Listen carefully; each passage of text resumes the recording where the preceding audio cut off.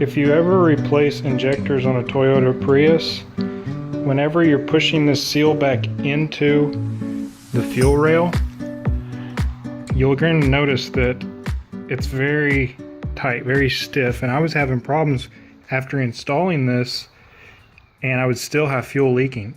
You have to put a lot of lube on these things, and when you're taking them loose, that seal can easily, very easily get puckered. You have to gain access where you can see what you're doing and slide it in there very easily. Otherwise the seal will start to pucker like it's doing right there. And you have to really finagle it to get it to go in there smooth, like so.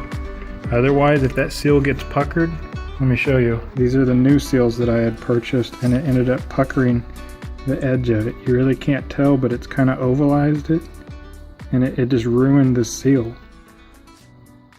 So I had to get some new ones from the factory.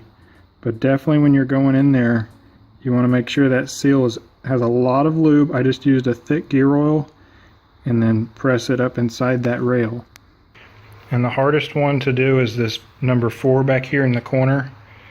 And I had to take this harness loose and lift up on the fuel rail and then stick a pry bar underneath the rail so it holds it up while you have access to see what you're doing. But just definitely use lots and lots of lube.